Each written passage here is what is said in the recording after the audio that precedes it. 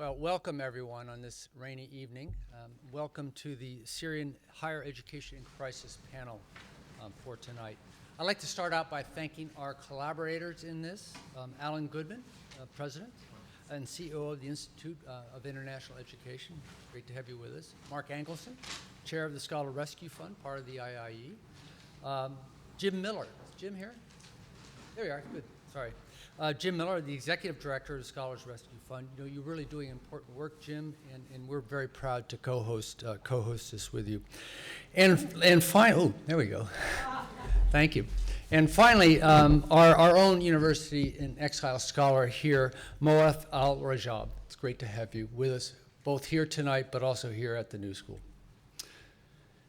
Finally, I want to give a special thanks to Arian Mack. Arian runs our Center for Public Scholarship.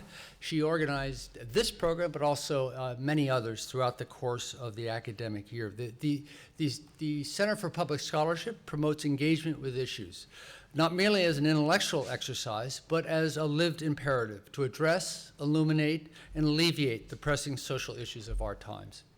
The Center for Public Scholarship's mission is absolutely consonant with the New School's core principles and vision. The New School is founded on principles of creativity, innovation, and challenging the status quo, as well as being socially engaged. That's really at the heart of our legacy, and especially in our University in Exile, founded in 1933, which brought scholars from across Europe, Nazi-occupied Europe at the time, to save them from what was happening in Europe.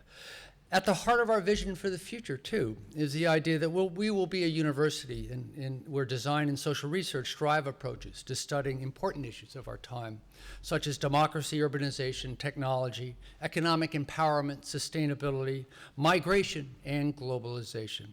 We want to be the intellectual and creative center for effective engagement in the world that increasingly demands better designed objects, communication, systems, and organizations to meet social and human needs. And we know the human needs are certainly urgent and critical in Syria. There's been untold suffering over the past 2 years of violence. And tonight's program looks at the implication of that violence for higher education in Syria. War and destruction have led to the decimation of educational facilities, to stalled research, and to disrupted education for thousands. We've asked our panel to consider interventions to support Syrian academics and students that might be possible, that at least we can do to alleviate some of this suffering. Now I'd like to introduce Mark Angelson. Mark, as I mentioned, is the chair of the Scholars Rescue Fund, and he will introduce the rest of the panel. Mark is also my great friend, and it's really a pleasure to have you here tonight. Thank you, Mark.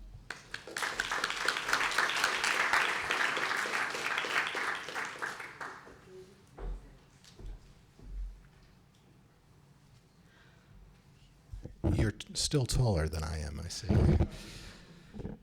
Honored guests, what a pleasure to follow my great friend, the New School's distinguished president, David Van Zandt, in welcoming you to this event. If only we could have less pressing, more pleasant subjects to discuss. We are honored to partner with the New School, proud of our longstanding collaboration with the New School's University in Exile program, and grateful to you, President Van Zandt, to the wonderful Arian Mack. Where is she hiding? There she is, there hiding in plain sight. And to the trustees of the New School for their commitment to our joint program. In the 1930s and 1940s, IIE's Emergency Committee, headed by Edward R. Murrow, who was our assistant director before he became a famed journalist, worked together with New School President Alvin Johnson in rescuing European scholars from fascism and National Socialism. Nearly 8 decades later, we are working together toward the common goal of rescuing and giving haven to the world's most threatened intellectual capital. Thank you, David. Thank you, Arian. Thank you, New School trustees.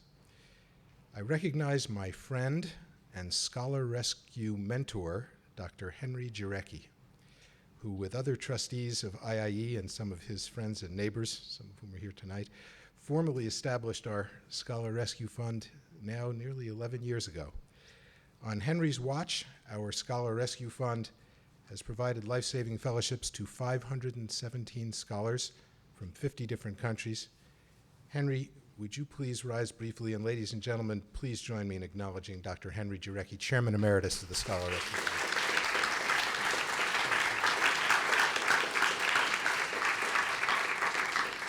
More than 270 of those 517 scholars have been from Iraq. In the past 7 years, we've been immersed in saving the lives and scholarship of Iraqi scholars, including training and professional development activities that specifically aid in the rebuilding of higher education in that country. I'm very proud to say that this work is making a palpable, positive difference to the future of Iraq's education and scientific sectors. But in the category of what have you done for me lately, we didn't have time even to take a breath from Iraq when the applications from Syrian academics started flowing in about 2 years ago. Sadly, scholar rescue is a growth industry, particularly so in Syria. Truth be told, I wish we didn't have to hold this forum at all, but as Allan Goodman, our president, says, and you'll meet him in just a few minutes, education is the orphan of any war, or every war, if you will. This is particularly true in Syria, where brutal violence has spilled over onto university campuses from the battlefields. You've seen the news about tragic bombings this year at the University of Aleppo and the University of Damascus. Students and professors have been targeted and are in terrible danger. Some are targeted in retribution for their connection to one side or another in this bloody civil conflict. Others are forced to abandon their homes and universities to escape shelling, and many are simply displaced from their classrooms because it's just too dangerous to continue their work. More recently, scholars have been victims of kidnappings, threats, and blackmail for ransom. One report suggests that 30% of Syrian academics have fled since the conflict began.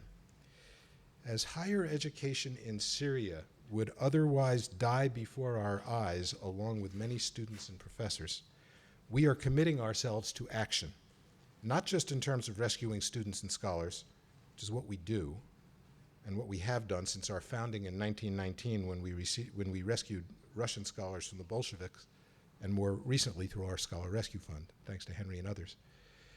We also are looking to the future, hence the latter part of tonight's event title, The Road Forward.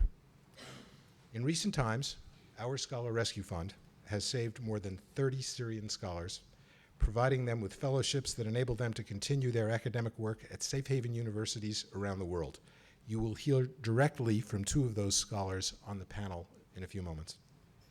Also joining the panel will be a good friend of IIE's and the Scholar Rescue Fund, Keith Watenpaugh, director of the University of California, Davis Human Rights Initiative, and among the most knowledgeable experts on Syrian higher education. I am pleased to recognize some very good friends of IIE and the Scholar Rescue Fund who are here with us tonight. We are very grateful to several universities represented here for hosting Syrian scholars and providing scholarships to Syrian students. I recognize the New School, of course, and also the University of Pennsylvania, Montclair State, and the Illinois Institute of Technology. A leading partner of our Syrian consortium, IIT is hosting 35 students this year. Thank you, Vice Provost Jerry Doyle of the great city of Chicago. The following organizations and individuals have been directly involved in the Syria work as well. The Alfred P. Sloan Foundation, welcome Doran. International House, ELS, the English Language Services, Alison von Klemperer, and Dr. Marvin Cooper and Maria, who provide pro bono medical services to our scholars and their families. Also here tonight are representatives of the World Bank, Thurgood Marshall College Fund, hello Johnny, and UNESCO. Also, two of our Scholar Rescue Fund colleagues, Fred Tarter and Larry Height. Thank you very much for making time to be with us tonight. And now on to our keynote speaker. Dr. Allan E. Goodman is the 6th president of the Institute of International Education, the leading not-for-profit organization in the field of international educational exchange and developmental training. IIE conducts research on international academic mobility, as you know, administers the Fulbright scholarships, as well as over 250 other corporate, government, and privately sponsored programs, and through our Scholar Rescue Fund, Save Scholars Threatened by War, Terrorism, and Repression. Rescued scholars and other alumni of Institute-administered programs have won 68 Nobel Prizes and counting. Before joining us, Dr. Goodman was Executive Dean of the School of Foreign Service at Georgetown. He's the author of several books on international affairs. Dr. Goodman served as Presidential Briefing Coordinator for the Director of Central Intelligence in the Carter administration.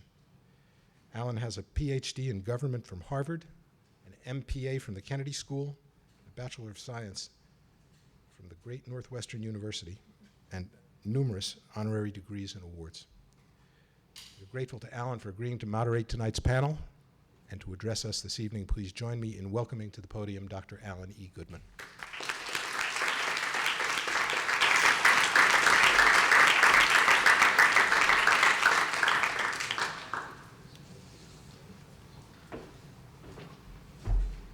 And maybe I can invite our fellow panelists to join me up here as we start. I'm going to actually start from here.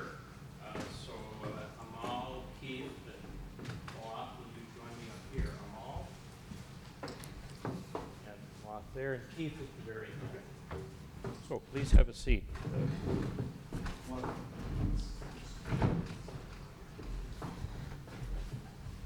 In just a few minutes, I'm going to ask each of our panelists a single question, which will give them an opportunity to share a bit about the path that got them here. But any evening at the new school is really defined by the questions you get from the audience. So as rapidly as I possibly can, I want to get from the stage to the questions so we can have really firsthand accounts of why we're all together in this enterprise. I want to thank Mark Angelson and David Van Zandt for their very important statements of principles, why the new school exists, why the Scholar Rescue Fund and IIE participate with it. During the course of the evening, each of you will ask yourself, what can I do? And yes, you can rescue a scholar, and yes, you can provide safe haven in your home or university. But the needs are enormous in Syria, and we will let David know how each of you can help this fall by providing winter clothing for thousands of refugees that are in refugee camps in Jordan and Turkey.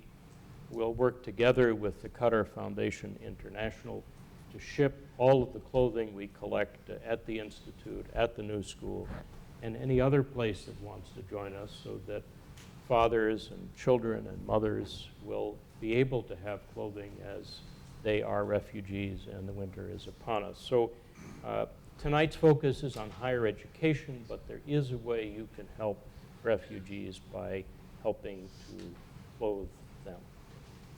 For us at the Institute, Syria was unfortunately almost a perfect storm. Universities were bombed early, as you'll hear. Professors were attacked and targeted early. Students attempting to get to universities were stopped, as I learned from Amal a few months ago, at checkpoints. And if you had a draft deferment that allowed you to be a student at the university, the government would rip the draft deferment up in a way you were taken into the army. Or if it was a rebel checkpoint, they would say, I don't care if you're a student, we need fighters. And so students had no universities to go to, or they had no way to go to a university in safety.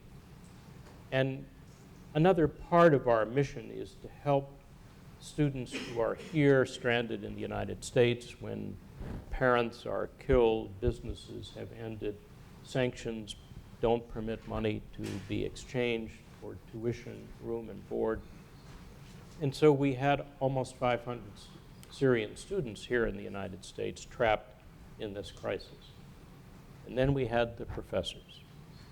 We had professors in Syria whose universities had been bombed, who provided first aid, who were then targeted by the government as aiding the rebels and their labs destroyed. We had professors in Turkey and Jordan that had fled with their whole family to safety, to a refugee camp. and would love to come to New York or California or other places, but when they fled, they didn't have time to get everybody's birth certificate from the registry in Damascus, or a passport, or the passports for all the children. And so you have families that have some documentation and some passports, but in the camps they have not the capacity unless we create a special travel document for them to get out. I don't know that in our tenure, the modern tenure of the Scholar Rescue Fund, we've had this kind of a perfect storm in every dimension so rapidly as we now face in Syria. You'll hear a piece of the storm, a piece of the problem, a piece of the solution from each of the speakers tonight. And I'm going to start with Amal and pose a question. Amal's name means hope in Arabic, and when I look at her record, a distinguished record of a neuroscientist, established the first laboratory in her country for research in neuroscience. So she focused on the neurological causes of breast cancer, Parkinson's disease, and schizophrenia. And now she had to face the civil war in Syria and had to flee. Maybe you'd share with us the path from being a neuroscientist to being a scholar in exile. What made the regime target you? Why were you so threatening to them? First of all, I would like to thank the organizer for giving me this opportunity, namely the IIE and the New School, giving me the opportunity to speak maybe on behalf of 400,000 students, Syrian, my students, and my colleagues, 4,000 Syrian faculty. When I left Syria, I had this feeling I'm committed to do something to pay back for those people, for my students who actually started this uprising for their freedom, for the freedom of speech, of press. But they were medical students, science students? Yeah, pharmacy students and medical students. So and now actually I have the opportunity to speak and to have my voice heard. Actually it's their voice, it's not only my voice, it's my colleague's voice, it's my student's voice. So going back to your question, so before just answering question, like for some people, for some pessimistic people, even in Syria or here, so with the mounting death toll, reaching like more than 110,000 casualties, with more than 1/3 of the population displaced, either internally or externally, with more than 200,000 detainees. We know what it means, detention in Syria, which leads to at least 4,000 tortured to death persons, with 80% forcibly disappeared. So for some people, well, the topic of today's event seems very luxury. So we need, the priority is to save the lives. But indeed, like for the optimistic, I can just like have some examples. So there's a mother who was, she went to the university to check the scores of her son. And she was looking for his name, and so a guy told her, oh, so he passed. She said, well, that means he graduated. He said, yes, so congratulations. So he said, well, he's not anymore in this life. So but I'm happy that he graduated. He's dead now. He was killed. But I'm happy that he graduated. So you see, like, people in Syria, even like they are facing the death on the daily basis, but they still want their children to have good education. So for me, as a faculty, as academic, I felt my role in the university is not to teach, is not to do research, is not to cultivate curiosity about science in my students. My role is to try to help in building or creating the freedom environment, the freedom culture. And that was really something looked like a dream in a society, in a country that's been ruled for 40 years with oppression, with suppression, in a way that, well, I always say, well, the no word we just eliminated this word, we omitted this word from our dictionary, from our Arabic dictionary. So how can I okay, so I assume that I want to teach my students, I teach pharmacology, so they have to have creative thinking, they have to make debate. How can they do that in this framework, in this framework of culture, which actually reflects the political system? So, and when the uprising started, which was started by students, so I was among of the very few faculty who actually were encouraged to, or courageous to support these peaceful demonstrations. And I started criticize the regime and the uncivilized way that the regime responded to very peaceful demonstrations. So the response was very, very quick, that I was interrogated and threatened by the secret police, especially by the Air Force intelligence. And I was very lucky that I had the chance to come to the USA through the Humphrey program. Here's Judy Gibson. I really like to thank her for coming here. And yeah, actually, in the Humphrey program, I thought during this year, because my program was focusing on higher education, so I thought that would be a great chance for me to gain more knowledge and actually to also benefit from being here outside of my country, because I'm sure that if I just stay there, I would be killed or tortured, arrested. So this year, by the end of this year, I had the hope, as my name, to go back to Syria without seeing Al-Assad again. So I have the chance to apply what I have learned here during the Humphrey program. But unfortunately, it seemed that it took longer than what we anticipated. And so I applied for the Scholar Rescue Fund, which actually I was among of the few lucky faculty who could find refuge, and they were supported.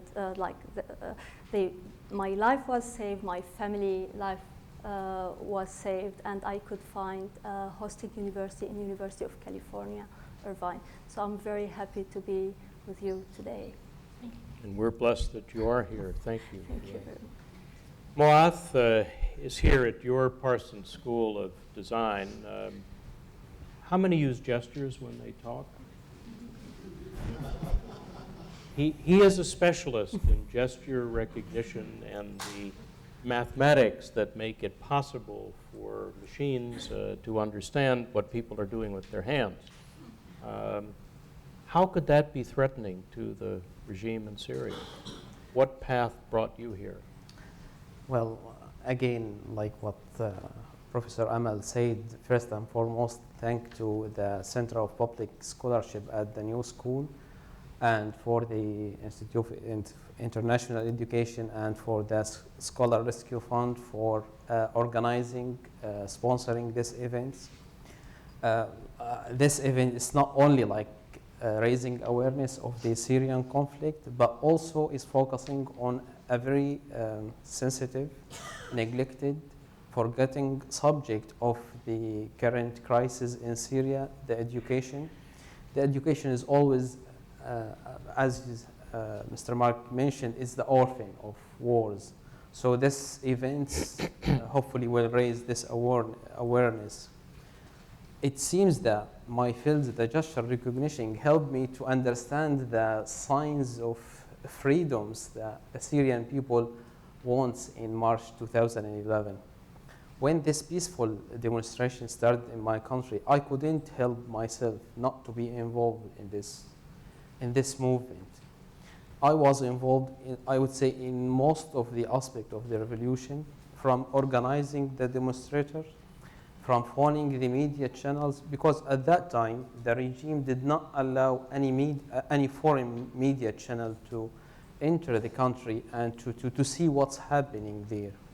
So I used to be involved in most of this activity secretly. And just like Professor Amal, I used to oppose the government lightly, during my lecture. And just to mention the corrupted people, I never mentioned up to April 2011 the president. We just used to mention the corrupted persons like Rami Makhlouf and the people around this family. And that was enough for the regime to arrest me. And the first time they arrested me was in April 2011. They took me for 1 day in the military intelligence units. So they kept me there. They did not beat me or do anything. It was just like a warning. Be careful. It's the start of this, we call it revolution, for them, the uprising, the conflict. So I have to be careful. But the way they treated me at that time, even they did not beat me, but they just show me how brutal they are. It just make me more determined to go this way. In October 2011, they re-arrested me, and they kept me for 3 weeks in different prison, and you cannot imagine how they beat me, how they treated me. It was horrible. And because of the media attention and a lot of people mentioned my names and so on, I think they released me from prison. But in March 2012, they arrested me again. And after, Sorry, Moaath. it just feels like Syria. So they re-arrested me in March 2012. And at that time, I was the head of Syrian Red Crescent branch in my city. And I was heading one of the human aid convey to my city. So they couldn't harm me at that time. Even they beat me and they did everything they do for every prisoner. But because of the international elements of my arrest, they released me. And straight after that, they issue an arrest warrant for me. At that stage, I knew that I couldn't move any longer in Syria. So I fled to the besieged area of my city, Homs. I stayed between my city, Homs. I'm sure that many of you are already now familiar with Syrian city. It's really unfortunate, but that's the reality. So I fled to this besieged area of Homs, and I left between Homs and Rastan. And I stayed there for 7-8 months, trying to help my fellow Syrians, the children, the women, the very poor people.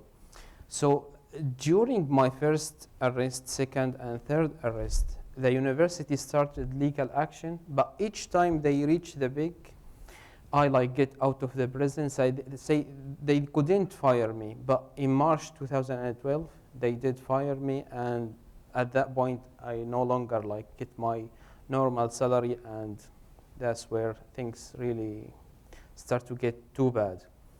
At the end of 2012, I was forced to flee the country. It's not only because of the continuous bombing and shelling on our office, the SARC office, the Red Crescent office, but also because of the conflict between the opposition itself.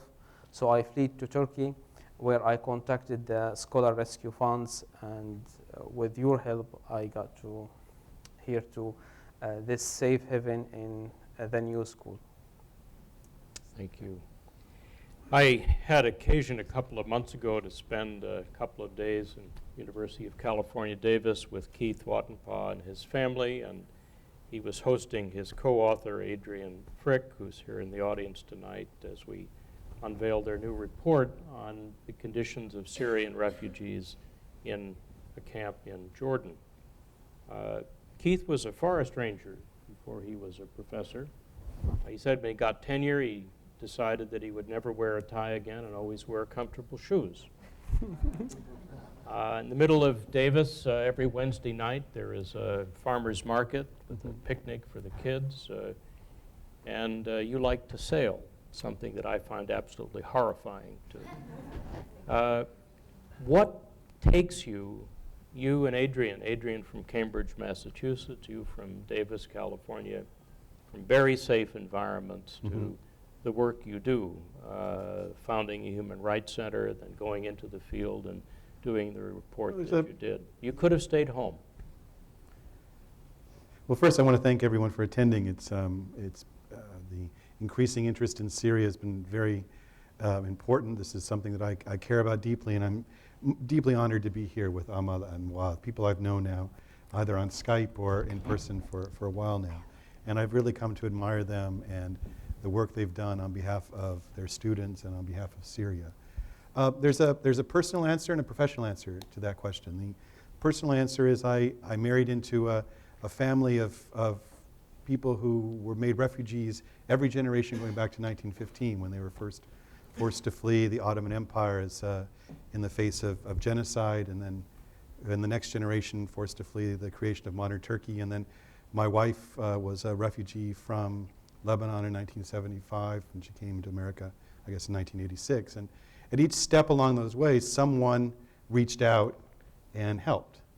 And I thought that I'd been raised in the incredible safety and security of America, and it was my turn to pay it back.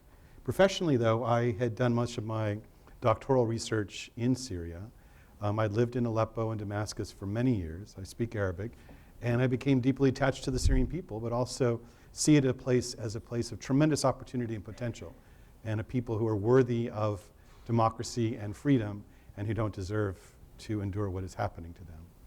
So I took the opportunity of work I was doing with the Overseas Development Institute of Great Britain in April of this last year with my colleague Adrian Fricke and some others, including the wife of a rescued Iraqi fellow who helped us a great deal, to conduct a study of Syrian refugee university students and scholars, both in Amman, Jordan, urban refugees, and also refugee university students at the massive Zaatari refugee camp, a camp that was originally built for 30,000 people and probably has over 140,000 people in it now. It's one of the biggest cities in the region at this point.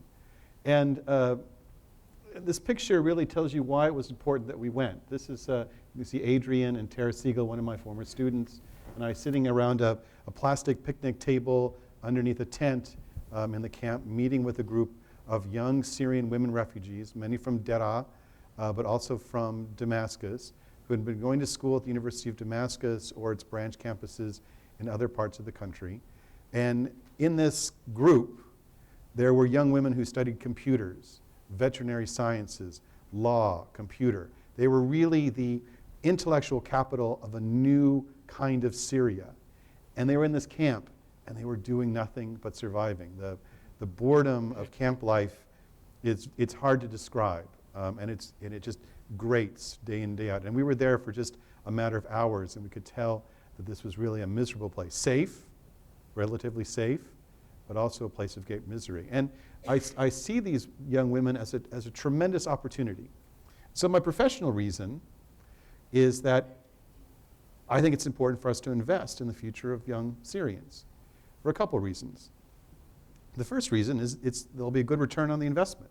These are young people who've already demonstrated a tremendous intellectual capacity, and helping them complete their education either in Jordan or in other places around the world at this point will pay off. There will be a payoff. They will either become functioning members of the societies in which they will take refuge, or they will form the building blocks of a new Syria in a post-conflict setting. But also I think it's important to invest in these young people because there are other people in these camps who are trying to bring them over to a much more, I guess, a more radicalized vision of the future. Islamist radicalism and other forms of radicalism. And if we, who are committed to a democratic future for Syria, for stability in the region, for peace, are not in those camps having that conversation with young Syrians, telling them that there are opportunities in the world, these other people will be there telling them that this radical solution, Islamism, violence, that's the other way to go. That's the way that you can survive. And so this is there's this professional reason, this personal reason, and I also just as a side note, I want to assure people that, as evidenced by our work, that there are things that Americans can do on behalf of Syrians. Simple things, big things, working to alleviate just the bodily suffering. It's cold in Jordan in the winter. But also providing a safe haven to protect intellectual capital that's coming out of the camps, but also to, think about Syrians. Just sort of, reflect on their situation and be prepared to help them. But be assured that, that military action, these other sorts of things that we were talking about weeks ago, really, that there are options to that in what is a really seemingly intractable situation, but there are opportunities to help. Well, thank you all for sharing both the personal and the professional. I'd like to turn it over to our audience. The best thing about being at the New School is the audience. I know there are microphones at this end, but if you're shy, just stand up and shout it out, and I'll repeat the question. But who would like to start? Yes, please.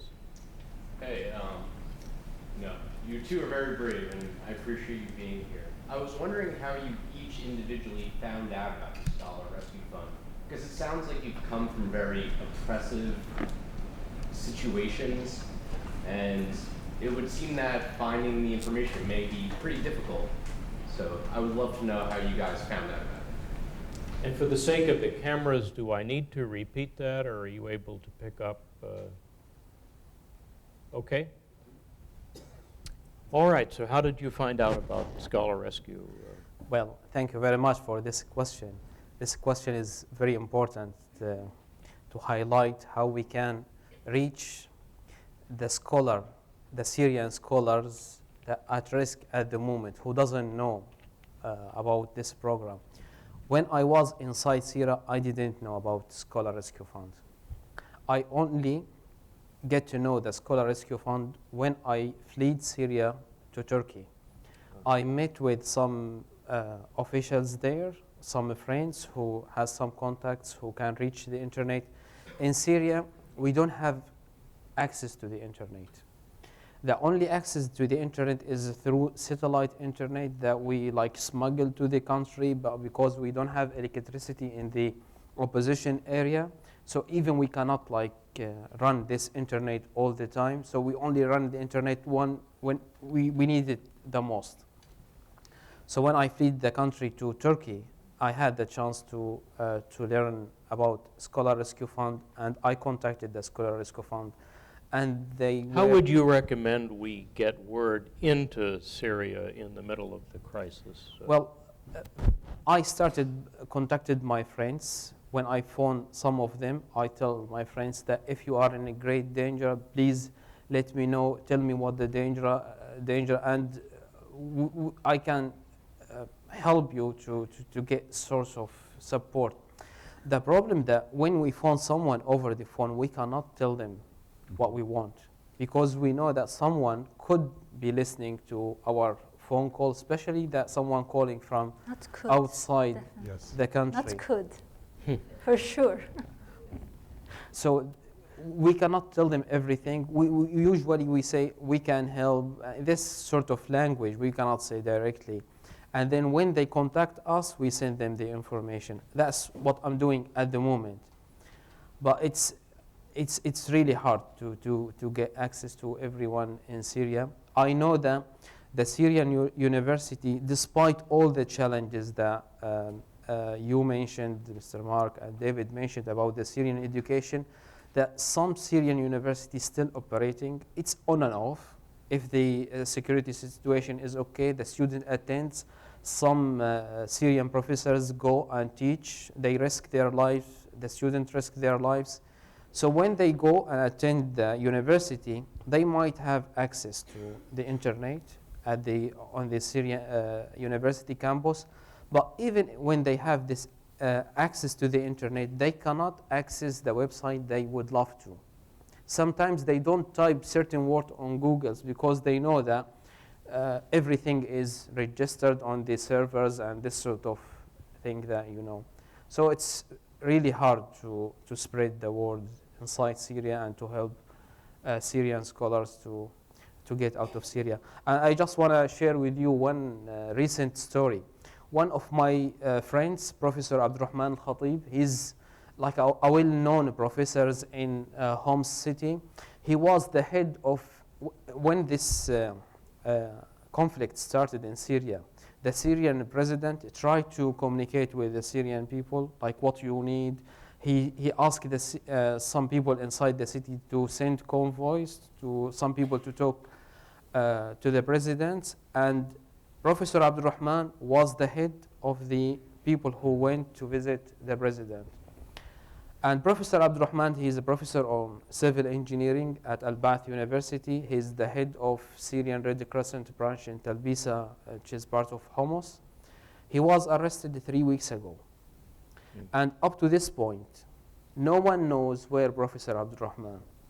I would love to have told Professor Abdurrahman that there are ways, there are means for you to get help and get out of this danger. But unfortunately, now Professor Abdurrahman at prison, and we cannot get access to him and help him.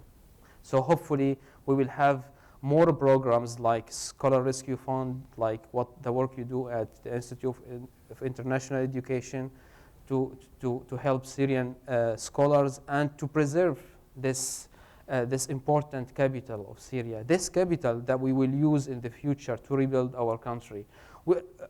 As a Syrian, I'm not worried about the buildings. I'm not worried about the roads. I'm not worried about the electricity. We can all redo that. The literacy rate in Syria, between the adults, it's 84%. It's pretty high comparing to the literacy rate in the Middle East. And between the young Syrian, it's like 96. It's one of the best in the region between the young Syrians. So we have a great asset there. We have our capital is good. So programs like this will help us to preserve our assets. Amal, are you able to call students that you've had before inside Syria? Or I'm still in contact with some. Some of them already left the country. Some of them died, unfortunately. Yeah, I was like even, can give example, my student who was detained for 5 months, tortured, he was released, and then he couldn't go back to the school. My student is in pharmacy schools. He's called Ahmed Hubayshi. So because it was very hard for him to cross the checkpoints after being released from the Air Force intelligence. And so he worked with the medical aid groups, and I was just like chatting with him from time to time when he had access to the internet. So he said, okay, so now I feel like I'm happy, I'm helping like injured people, but once the war is, by the end of the war, I'll go back to complete my study in pharmacy. But then after like the last chat, after 3 weeks of that chat, he was killed by sniper. So it's really, I have like some students who I really like, I believe like that if they had the chance to just like flee the country or find safe place, they would have been graduated now. They've been like started their careers. But yeah, some of the students, as I said, they are in Turkey now, so I'm still in contact. Some of them are really like, they are really striving to have some kinds of scholarships to continue their studies. So some of them are working to finance themselves, waiting for scholarships. And I'm still in contact with some of my colleagues because I know that some people are afraid to have connections with some people who are like in the blacklist. So I lost my connection with some, but I'm still in connection. So that's why I'm just like sending the electronic brochure of the Scholar Rescue Fund to whoever can access the internet there. And I'm sure you received some of the applications from people who I just sent my the brochure. Yeah, But with regard to your question about my how I knew about this scholarship fund, actually, luckily I was here in the United States. As I mentioned, I came on Hubert Humphrey program, which is administered by Institute of International Education. So I thought by the end of the program I would go back to my country, but it seemed that that would be really very dangerous for my life. So by chance I started to look at what scholarships I can apply, and it happened that the coordinator of the Humphrey program in Penn State, Dr. Leila, so I think it happened that she found about this scholarship, so she discussed the issue with me and she advised me to apply. Yeah. Keeping with the theme of scholarship, I think we all know that provosts are forces for evil in higher education, and they all say no whenever you ask them for something. Jerry Doyle, how is it possible you could stand up one day as provost at IIT and say, we're going to do 50 scholarships for Syrian students, just like that?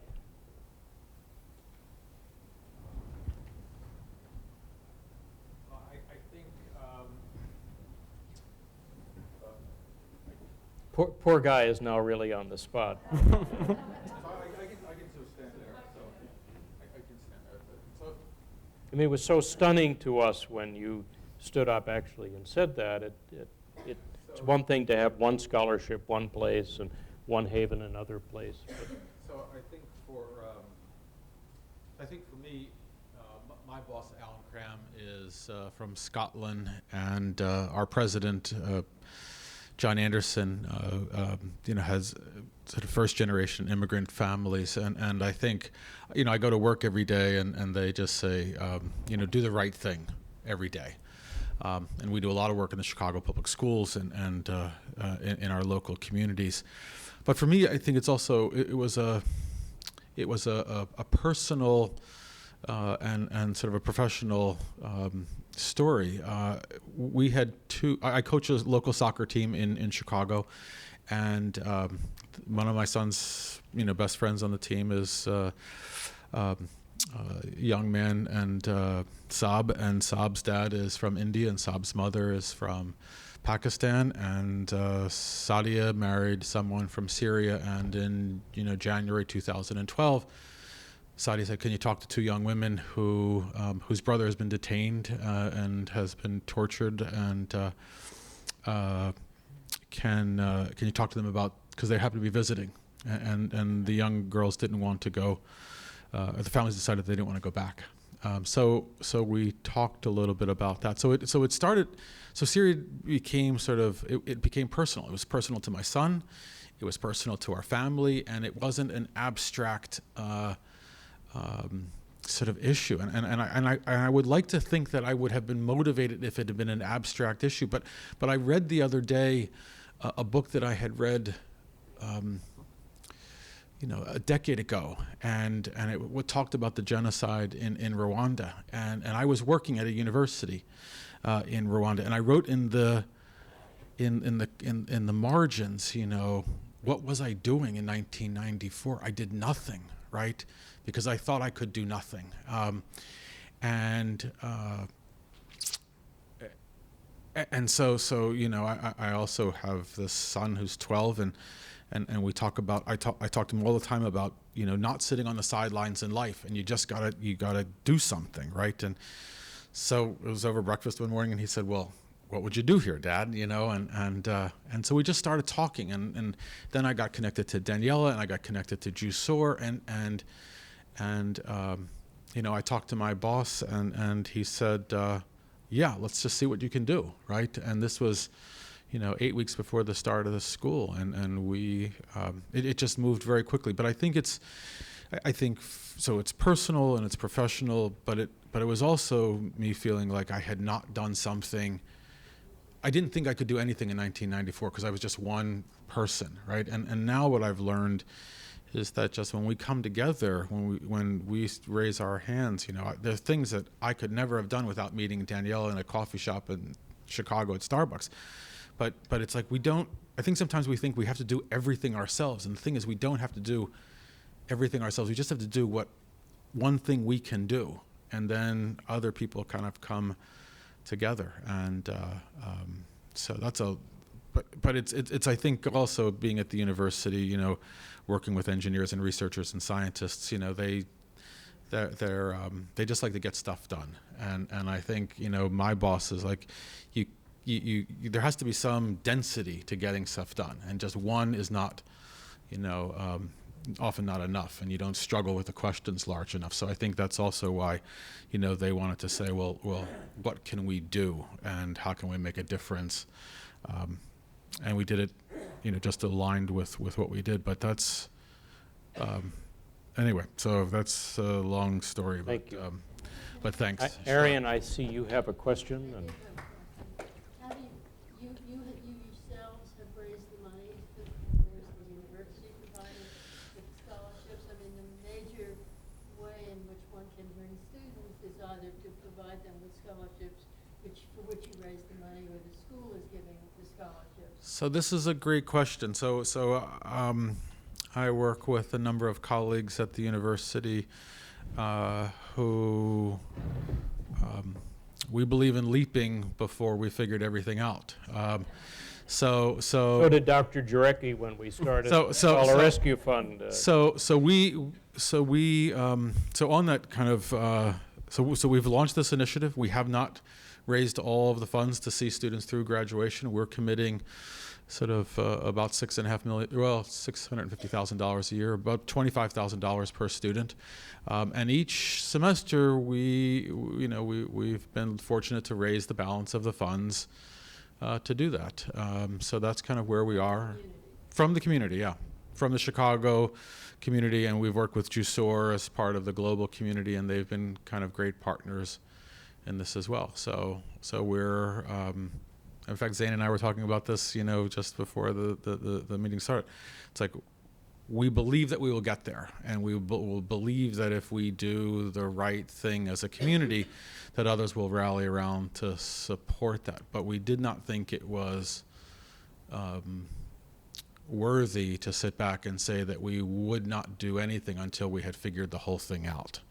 So we figured we had to start, and I think it was, you know, it's only kind of been coming together with IIE and Danielle and others that you have the confidence to do that. You can't do that if you're just by yourself. But when you're with a group, you feel like it's possible. And that's, you know, why I'm here tonight, to support the scholars and to support IIE and all the work that Mark and others do, you know, because I think we have to leap before we figure it all out. Thank you. Thank you for being brave. Yes.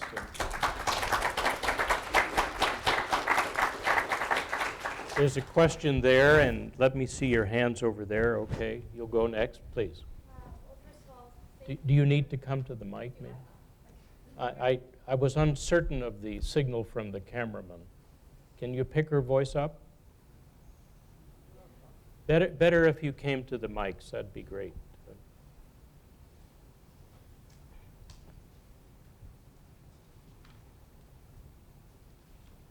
Well, first of all, thank you for sharing your story and for hosting this event. I work at Syria deeply. We've been covering the Syria conflict for about a year now, with a focus on the Syrian story, not headline news as much. And we recently spoke to a man in DC who is digitizing the Syrian curriculum in the refugee camps. And a lot of what he talked about was this notion of short-term needs versus long-term needs, especially when it comes to aid and development work, where the situation is so dire and there's millions of people displaced. Zatri is one of the largest cities in Jordan. How do you do this balancing act between short-term and long-term aid? Especially in one thing he said to us that really sort of shook me was that in the last year, a lot of Syrian refugees realizing they're not going home. And so that they have to make these refugee camps almost a second home. So he's building within the Lebanese Ministry of Education this great push to digitize the curriculum because they're different school systems. So I just was wondering if you could talk a little bit about what you see in the future, in the next 5 years versus the immediate goals? And how do we, Is it higher This. education or is it both for you? both? Higher education. Higher education. Yeah. Well, earlier today, Keith and I were actually blue skying with Adrian about this. Maybe, Keith, you could offer a reflection, and then I'll ask our two professors to translate that into how it might work on the ground. What Allan and I had a nice talk about was imagining a university in a box where we could, on a very short time scale, be able to deliver an opportunity to young people who are college students to continue some form of education in a limited sense in a refugee camp setting, where you're not going to be able to reproduce a university curriculum in its entirety, but you could do things, fairly simple things around math or sciences or things that were very useful in terms of education, English language skills or soft skills, that could have a limited duration of a couple weeks and then be ended with some kind of certification.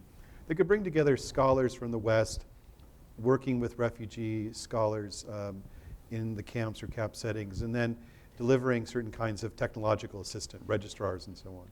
And that's I think it's a very provocative, very interesting idea that I think we should really think about doing. There's a couple issues though that need to be thought about. One is that many Syrian university students and also Syrian primary and secondary students have been out of school for now 18 to 20 months. And that is, especially on the primary and secondary level, is becoming an increasing burden and has to be addressed. We encountered in Jordan what we thought were important problems where the Jordanian government, for example, was not collaborating well with Syrians in terms of helping them set up refugee schools. There were problems with allowing well-trained Syrian educators to teach school in the refugee camps because of the anxiety that the Jordanian government has that Zaatari will become a permanent encampment. And in Lebanon, of course, one of the startling statistics is 1 in 4 young people enrolled in Lebanese schools is Syrian. And the curriculum between Lebanon and Syria is not the same, but it is similar. So there are a whole host of issues that we can try to unpack, but I think that the one thing to think about is how to address the needs of people who have been out of school now for increasingly long periods of time. How to re-engage them and reintegrate them into some kind of school setting, either on the primary level or secondary level, how to get them back into school. Because that return to normalcy is absolutely critical for them as human beings, but also in keeping that intellectual capacity alive. And so those are some of the real challenges. In the camps, how might this happen? Well, my experience with Syrians and refugee in the camps is very limited. So I'm sure Kate probably can highlight this issue even more. But since I lived inside Syria for almost like during the whole uprising, I see another element of this education problem in Syria, which is the displaced Syria inside Syria. Mm-hmm. A lot of Syrians moved away from their cities. The regime, and I would say at this moment, the opposition seems to target the center of the cities. So people now moved outside the cities to farms, to villages, where the education facility is extremely limited. So those people, they don't have even access to the education. So the problem is not only with the Syrians in the camps, but also inside Syria. So the problem is really great. It's very challenging. I know this year the opposition tried to establish some sort of education system based on the Libyan module. So we had a big problem. So I'm starting from the middle. The opposition, when they try to educate the Syrian students, they faced a problem with recognizing these certificates, as the Syrian opposition is not considered as like a ministry or a state or a country, so they cannot issue a degree. They cannot issue a students that he got the high school and so on. So last year, it was impossible to achieve this sort of thing. The opposition, I mean the Syrian coalition, negotiated that with the Libyan authority, and the Libyan authority agreed to conduct the Libyan exams in the Syrian camps in Turkey, Jordan, I think in Lebanon, and inside Syria. The Libyan sent some members to monitor the exams, and luckily, the Turkish government recognized the Libyan certificate, and I heard the French states also recognize this certificates. So now the students have a chance to enter the university life. So now I'm talking more about the high school degree. I know that the problem is far more wider. We have the very young students whose age like under 10. Those students, if they did not study for 18 months or 20 months, they will forget everything. This challenge is huge, and I think it will continue while this conflict is on. Let me take the question here, please.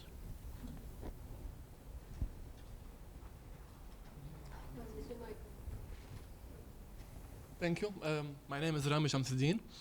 I'm from Lebanon. I work with in education emergencies, supporting governments and United Nations agencies and international organizations, with focus on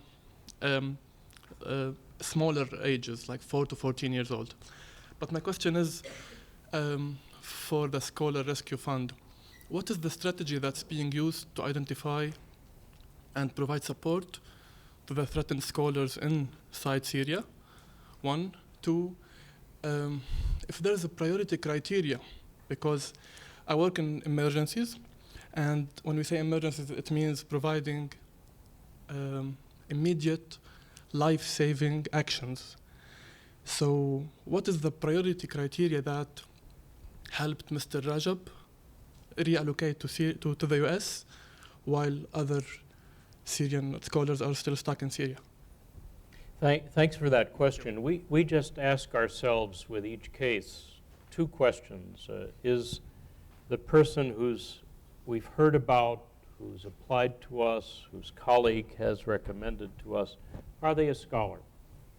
Do they teach in a university? Do they do things that this audience would recognize people do, run a lab, teach a course, whatever else they do? The Scholar Rescue Fund is for professors, is for scholars.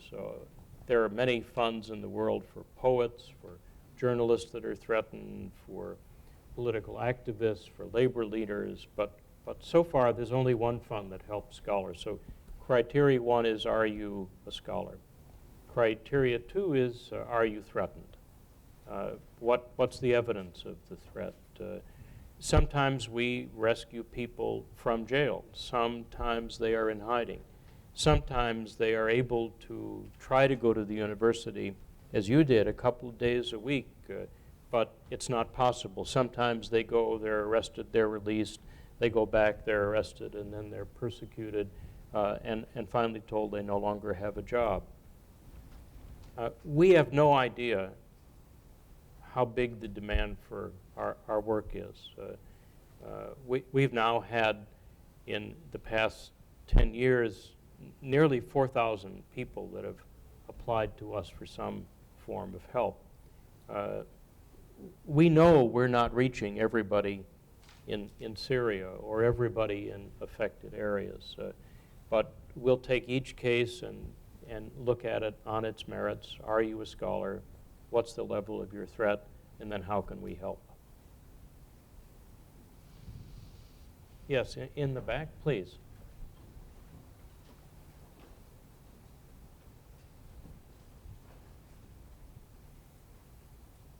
Hi. Oh, I'm a little too short for this.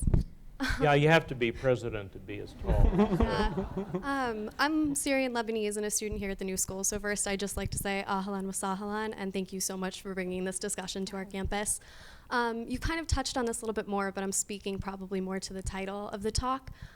Being that observers are calling this now a lost generation, and then considering that prior to 2011, female enrollment in Syrian higher education had surpassed that of male enrollment, I was just wondering what you thought the ramifications of this will be on the future of Syrian scholarship, and speaking more specifically, the position of women in academia. Why don't we start with Amal on that? And maybe you'd also join that question with what do you think it's going to take to rebuild in your field, Syrian higher education? Well, I start with my worries about okay, so if there's no urgent emergency plans being adopted to preserve the students, the Syrian students and faculty, so we really are facing lost generation. So I can't imagine hundreds of thousands of students are not having access to education. So, but on the other hand, actually that affects, of course, female and male students equally. Actually, in Syria, you could see in some fields that, for example, I can talk about pharmacy. So we have 80% of students are females. And around 70% of the faculty staff are females. So, yeah, but of course, they are affected, they are impacted equally by the conflict in Syria. So this is why, with regard to the future, I believe that, of course, we know that sooner or later Assad will go, but to leave a destroyed country, destroyed infrastructure of the higher education with displaced professors and students. So, of course, as Moaath said, we can rebuild the infrastructure, but we need to preserve the human capitals. So those are the most important that we need really to save. So we need to rebuild a new higher education system based on completely different principles. Of course, the equality, that's the number one principle. Women should be involved even more in education as in any other fields in the society. But in your field, you were doing real science.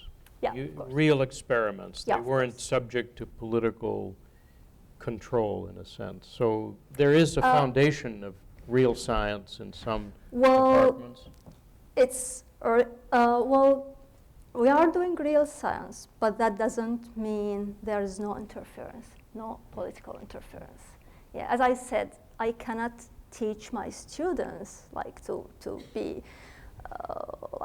to debating, to critically thinking in this framework. For example, I can mention that as a vice dean, I had the new office, and the picture of the president and his father were in the office. And it took me really time to be brave enough to take them away. And I was questioned. I was questioned for that.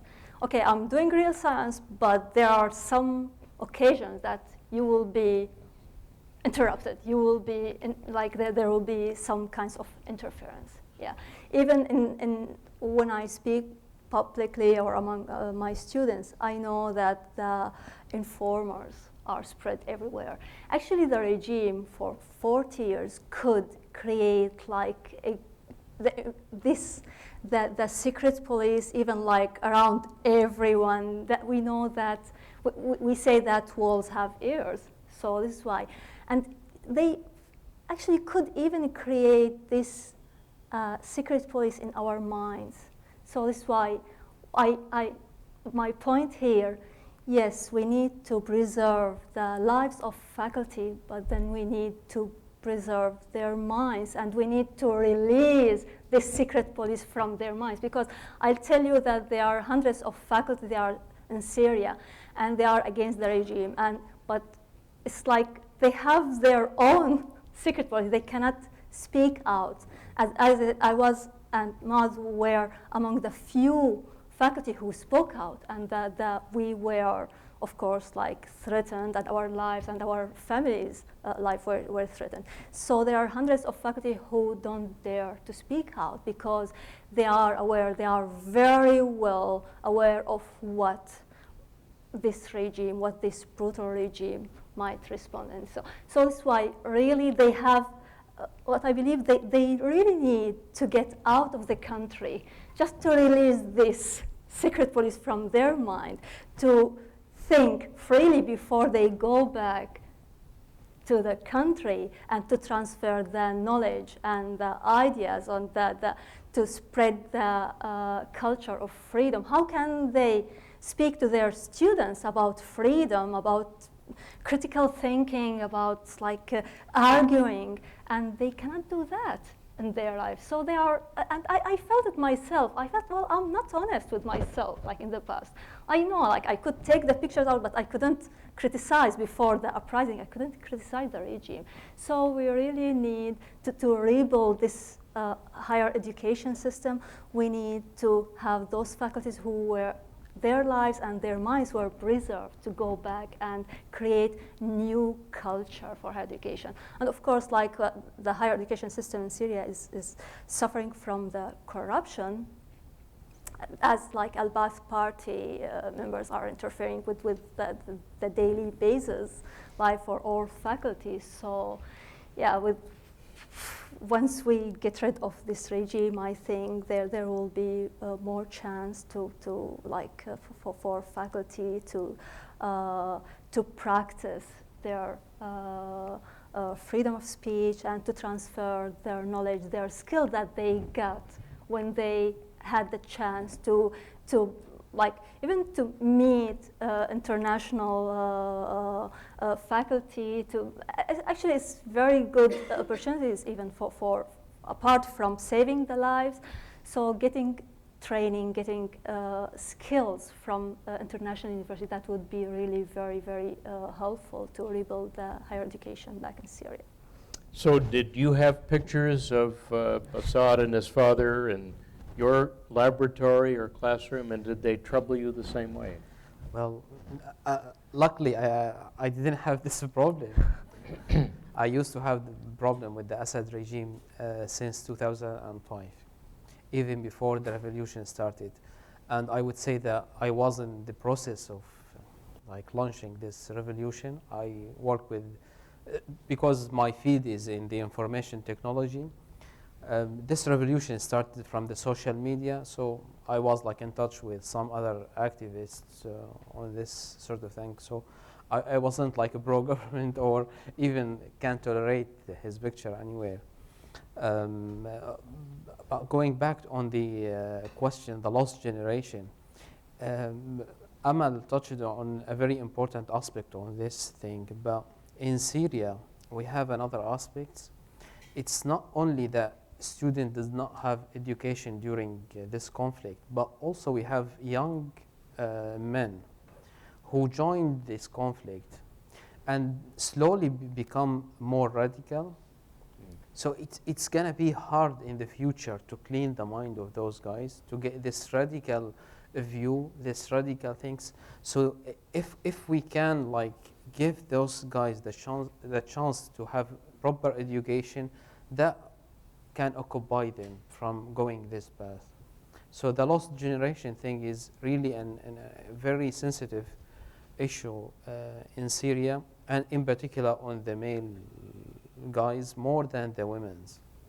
Probably the women left without education, but the guys, they are without education, and they are threatened by having radical views on certain issues. Keith, if you and Adrian had a second Fulbright and both went back to Syria where you had your first Fulbrights,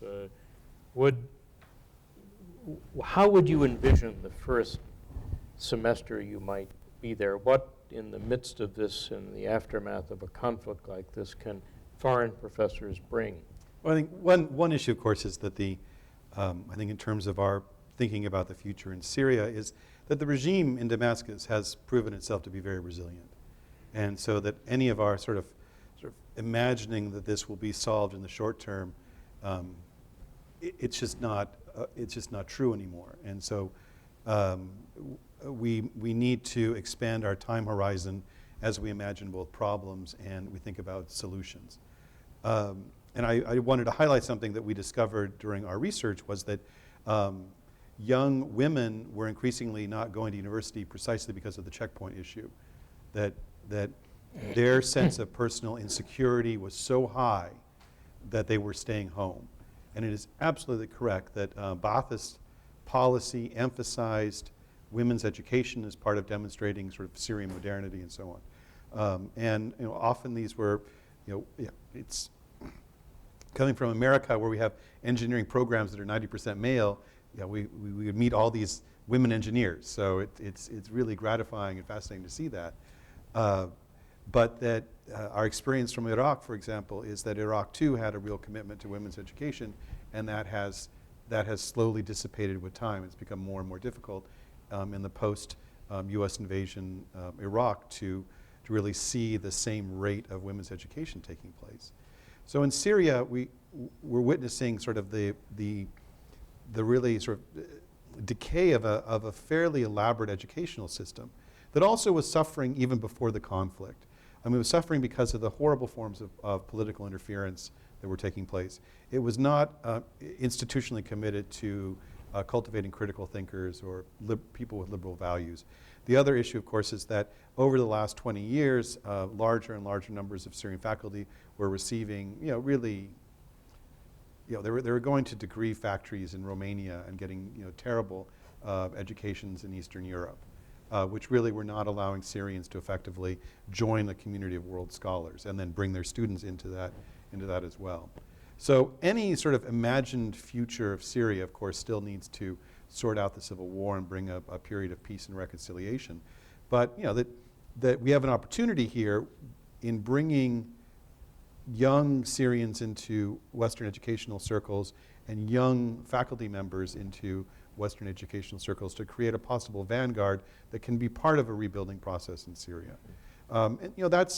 That doesn't always happen. I mean, our experience with refugees is that oftentimes they take those incredible skills and capacity and they add to our society, which of course I welcome as well, right? So that, but we would hope that they could go back and be part of it.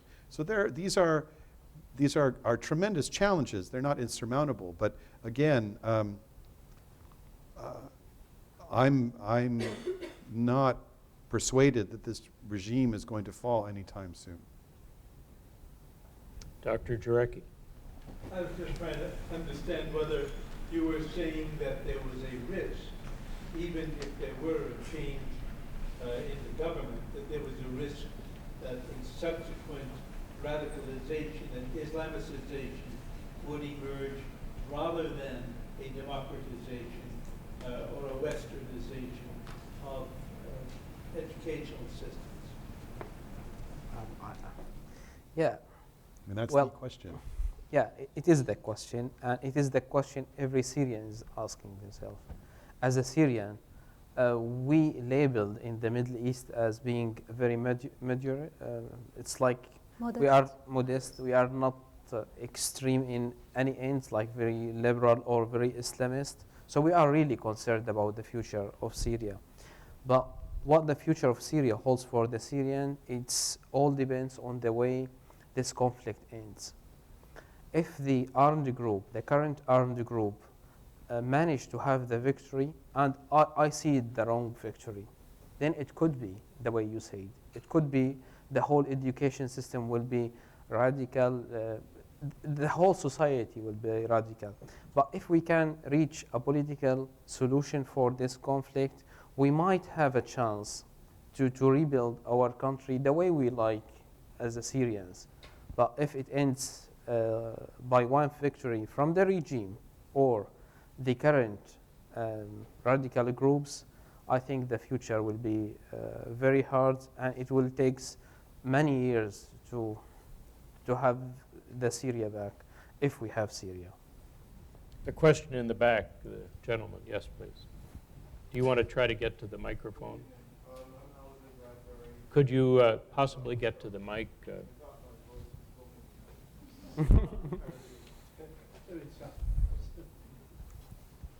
Good evening. I'm Alvin Bradbury, a program officer at the Institute of International Education. And I guess my question is to Dr. Goodman, insofar as SRF is concerned.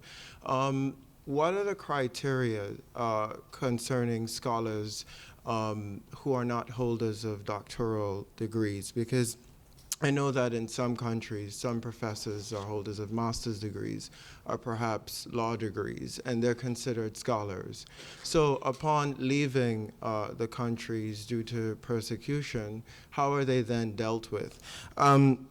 And my second question is concerning de facto refugees, those who fled or left the country because preceding the conflict, but cannot return for fear of persecution. Are they dealt with by SRF? Yes. The answer to both questions is yes, really. We are able to help people who are professors, who may be long-standing teachers, but have a law degree or a master's degree, as is the custom in some countries where a PhD is very, very rare. So it's not a prerequisite. What it isn't is a program for very young people who would like to get a master's degree, who would like maybe to get a PhD. We don't have unlimited funds, so we're trying to help the most senior of the academics that are threatened. And unfortunately, there are many who become de facto refugees, and the fund also tries to look at each case. We've done now how many cases, Mark and Henry? 500-600 cases, and you'd think that we'd know what we're doing. We've evaluated 3,000. And we've evaluated 3,000, and you'd think there would be no surprises. And every week there is a surprise. Every selection committee, and we have 2 selection committees, they meet every month, one for Iraq, one for global. In every one of those cases, binders, Alvin, there is a new wrinkle, a new surprise, and we just try to work it through case by case. Question there, yes, please. And then we'll go to Pat. Do you want to try the microphone?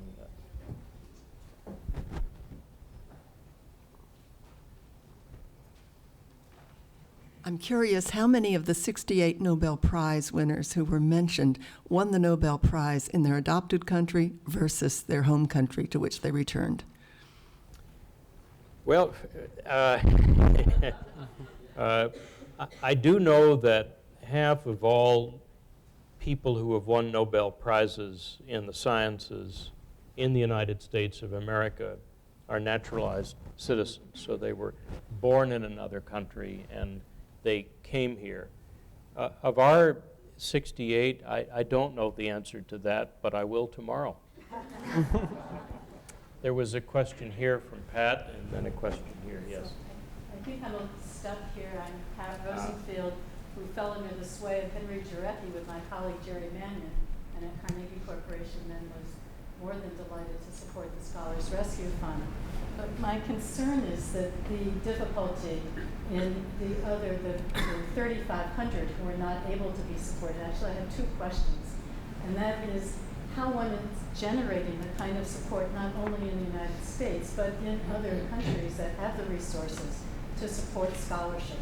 And I wonder if it's related somewhat to the question you were asking and that Amal was asking about, or stating about, in the sense you mentioned with pessimism, but the fact that it's always so much more appealing and successful to raise money for basic education, early childhood, as important as that is, and we know from the development field how very difficult it is to raise money for higher education and scholarship, even under the best of circumstances. So the other part of the question related to the scholars who are at risk is how do you think it's possible to give higher visibility to the importance of higher education these days? we're all talking about science and math. It gets very focused on K through 12 in this country.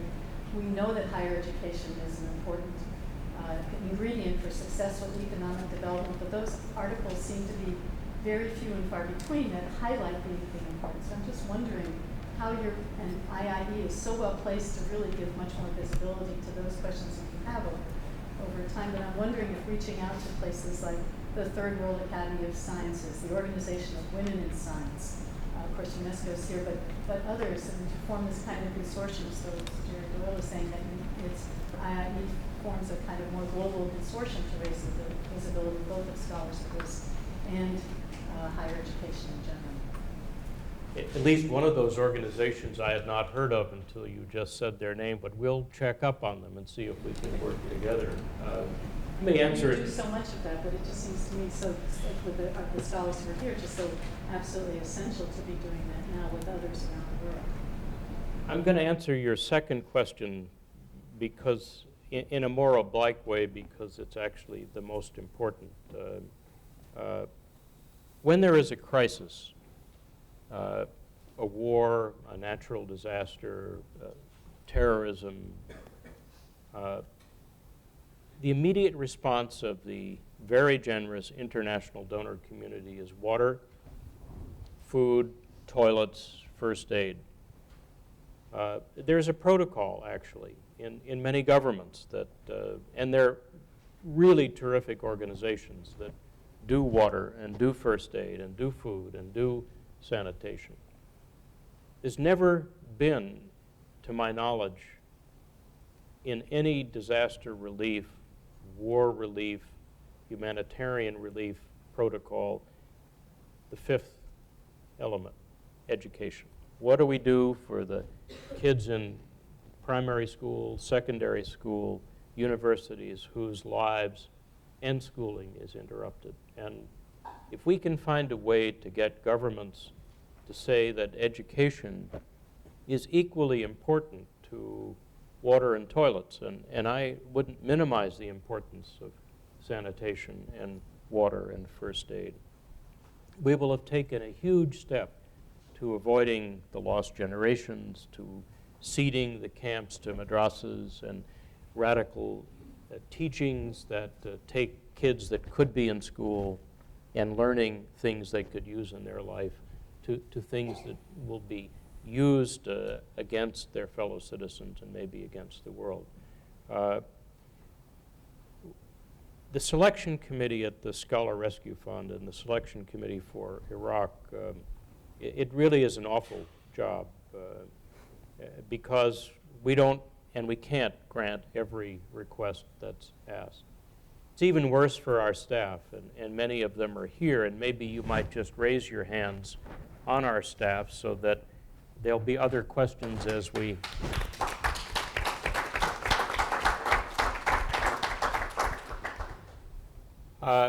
they deal with the cases we don't get, and often they become referral agencies. You're not quite a scholar. You're really looking to get a master's degree. It's not that you have a master's degree and you're teaching and you're established in the academy. Here are 3 places you could go. Here's another source of potential help and hope. And in the selection committee itself, Dr. Jarecki and I still fight about ones we didn't award a scholarship to.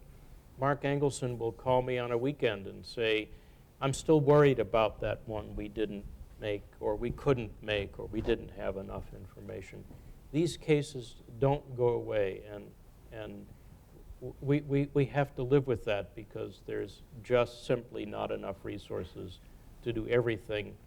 And when Henry mentions a number like evaluating 3,000 or 4,000 cases, we don't know actually that that's all the cases in the past few years that probably existed. We've actually had no one from North Korea apply to us. I imagine many of the conditions you found in your lab and in the interrogation centers probably obtain in that country. So we're not at all sure we're getting everybody, but we can only do what we can and deal with what we have. Thank you for the question, Pat. Let me take the question here. I think the lady in the blonde hair. Hello, my name is Elżbieta Matynia, and I'm not unlike two of the scholars who are sitting at the table. I ended up here being by chance and never went back. But when I did get my education here, I actually tried to help my friends, and I'm from Poland. When the Iron Curtain got dismantled, we organized here actually at the New School something which was called Eastern Central Europe Program to help the scholars there in social sciences, because those were the most repressed, to rejoin the community of the scholars in the world. So I'm trying to be practical. So I'm looking at you and I'm trying to think what could be really done short of what the Scholar Rescue Program is fabulous, it's important, but it has fairly limited mandate. I mean, we just heard about it, that you can not do everything. You can bring some scholars and you have to deal with it. So what else could be done? And we can bring some students, and also we cannot bring everybody, even the most deserving, we cannot bring here. I think when I was trying to figure what I would do, I understand that we do have Syrian scholars here, and that we have Syrian scholars who maybe are here temporarily or not. And perhaps there is a way of creating a council on higher education in Syria out of the scholars. So I'm always very nervous of patronizing, because I do know that we don't know from here about there. So to figure out the ways forward, I liked very much the idea of the university in a box. I think about it because there are traditions of that, and so they were flying universities in different periods, and I can imagine easily that we can, with Aria's help and with President's help, organize enough fabulous faculty to send them to the refugee camps, to create, to run the seminar. But it's like language questions. There are various questions, but somebody has to advise on that. I can imagine that one can institutionalize it slightly, slowly, and gradually. And but I would like to hear from people who, is there any initiative of that kind?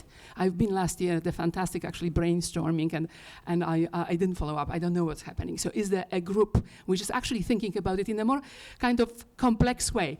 Working there and working here and working in Europe, and what could be done? Many initiative is good, but it's good if somebody knows about that. Thank you. I wish I knew that there were. I haven't encountered it yet. There's a Union of Free Syrian Academics and so on. Yeah, I was about to mention this. I am co-founder of the Union of Free Syrian Academics, and we had several initiatives on how to do the education for Syrian refugees, Syrian displaced students inside Syria, ourselves, using our language, using the curriculum that we create, because the Syrian who fled the country is really, the academic Syrian who fled the country are really big. We had on our database more than 170 Syrian academics, and we know the number is far more than this. And we all experience with creating curriculum. We know how to teach. We had previous experience. And even one of the Free Syrian academics was president of university inside Syria, and when he left to Europe, he established another university there, and he proposed establishing a university for Syrian refugees in Turkey. But we had so many problems. We contacted the Arab League to get their accreditation for this university. We did not have a problem with the money. We secured the money. One donor was willing to put some money, and then we can create the revenue from having the student and hosting some international scholarship in this university. But the main problem was how to get this university we are dreaming of accredited, and how to issue a degree a certain employer will accept and employ this student. We could not overcome this problem because the opposition and the whole Syrian coalition is not recognized. You might hear in the news the American, the West, they say the Syrian, Bashar, or not legitimate representative of the Syrian people, but this is not the real thing on paper. The only representative of the Syrian people up to this moment is Bashar and his government. The only accepted certificate is Bashar's certificate. Only accepted degree is the regime degrees. So as opposition, we could not issue this thing, and we could not get the accreditation that we need to have this university. And you cannot have the license if you don't secure what we have discussed just. So there are so many problems in these domains. Some UN envoys and Arab League envoys told us that if the opposition managed to have a government, like shadow government or whatever it is, or a temporary government, they might be able to recognize the degree. But even if we have this government, that might create two states, because the original one will still recognized by the UN, and the second one, some country will recognize it, which is like the Friends of Syria. So there are so many problems in achieving such thing. But as a Syrian, we are thinking about having this initiative. But I heard, Moaath, that this university is called Free Syrian Universities, just like in a town, a city on the border, Turkish border. They started enrolling Syrian refugees. Yeah. Students. The field they are doing, like literature, economics, business, and all these fields. Like, of course, that they don't include like medical or engineering. But what I read, just like 2 days, I started reading about this, and they have their own like the mission. And so they said they will enroll 500 students in each field, and the students started registering for this. And I heard about another university, but it seems that they are trying to launch it. I don't know if that's what you are talking about. It's in Istanbul. It's called Arab Turkish University. So they are, but I don't think they will be able to start enrolling students this year, but that might be like a project for the future. But yeah, like Syrian academics, Syrian business men, so they are trying to invest in such projects and in education, just like building universities out of Syria, which like, okay, I think like Turkey, Lebanon would be like that, or Jordan would be the best place. But like with regard to your question, I believe that everyone can do something. So it's not okay. So what the IIE is doing is really great, but as you said, it's limited because like they cannot give more than number of scholars, and the same with the students. But I'm imagining like I don't know how many universities are in the USA and how many universities are in Europe and in Japan and in the world. I'm sure like there are 4,000, 5,000, because like I always like follow the ranking. Well, I'm speaking about like good universities, of course, like because we don't want to send our students at the end, like we are sending them to complete their education in good. So at least like there are 4,000, 5,000 universities in the world. So if only each university just like supports one student, one Syrian student, I think that makes difference. And the same with academics, with faculty. So yeah, if they support like, well, of course, like we don't have 5,000 faculty in Syria. So that means that the number of universities is more than enough for Syrian faculty. The other thing that there are some countries that they have very reduced fees, or like the education is free, such as Germany. So the only problem for students, just like the living expenses. So like if they could get scholarship just covering the living expenses, I think Germany and Turkey. So recently Turkey, the government issued a resolution giving the Syrian students the opportunity to study in any Turkish university and treated like the Turkish students. So if it's private university, so they pay the home student fees. If it's governmental university, they are fee-free. So now there are 7 governmental universities in Turkey allowing students to be enrolled in their program, which is really good. So I wonder like why like other universities, like either in Europe, in America, could do the same, or like either decrease or like have discount for Syrian students, or provide like 1 seat in their universities, and yeah, that would be really great. But I'm sure like a lot of things could be done to minimize this tragedy. I'd like to give each of the panelists an opportunity as we wrap up here to add a comment or reflection on the questions that have been asked, and maybe in the framework, and I want to start with Keith, and then we'll just go down the line. What's your biggest worry for the next 6 months, and what can we do about it?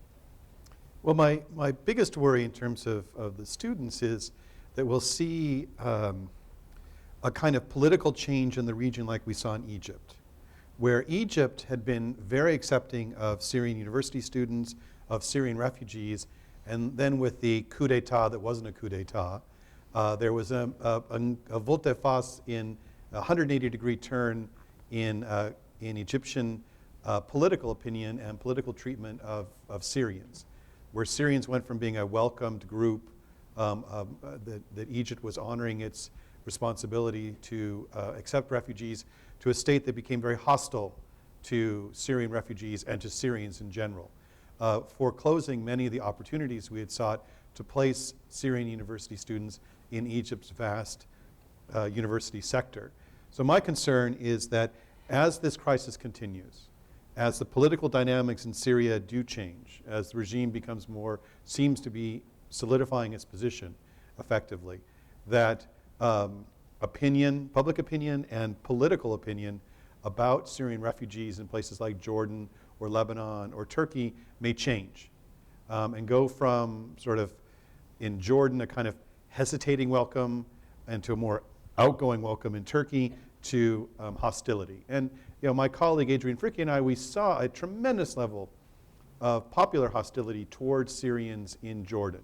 And refugees often face that kind of hostility. And so that's my area of deepest concern in the immediate sort of window. I can just add as an example, one faculty that I know could have been offered a position in one of the universities in Jordan. So the airplane landed in Jordan. It was sent back to Syria. He couldn't. So we're beginning. We've heard stories recently, more recently. Yeah, that was just 2 or 3 weeks ago. Right. The Jordanian government is beginning to make it more difficult for Syrian academics and Syrian students to either transit Jordan or end up in Jordan. And of course, your father was not allowed into Egypt. Yes. So my father is a professor in economics, and he stayed for a while, for his safety in Egypt. And then he went to France to visit my sister. And just 2 days before, he had to go back to Egypt. So they issued that all Syrians had to apply for a visa, and his visa was rejected. Although he stayed 5 months in Egypt. Yeah. So they are really making it very difficult. And I have many students, they already booked their flight to Egypt to be enrolled in some programs. And because they were treated as Egyptian students, and at the last moment, they just had to cancel everything. Yeah. Next 6 months, what are you most worried about, other than will your 12-day-old son let you sleep at night? Well, congratulations on that. Yes. Thank you very much, Allan. He's doing very well. That's a blessing. Yeah. I completely share the concern that Keith he just mentioned about the change of opinion in the region towards the Syrians. It's not only the Egyptian who made this huge change, but also the Libyans. The Libyans used to welcome Syrian students in their universities without no fees. And I heard recently they blocked all Syrians from entering Libya. So our concern that next year we might not have this luxury of having the Libyan secondary school exam for the refugees and for the displaced student inside Syria, that will create a huge problem for a lot of students and their families. Because I know from now the Syrian families move to places where they can teach their students the Libyan curriculum. So this is another change. Well, and my biggest concern and worry is to some extent political one. My concern is that the whole country will get fragmented, and if that happened, probably the education thing will be a secondary thing. So things are going really bad, and we have so many armed groups are now controlling part of the country. I don't think they are willing to give it back to any authority, whether it's like central or transitional. So the future doesn't look good for the seniors. Ladies and gentlemen, please join me in thanking our very courageous panel.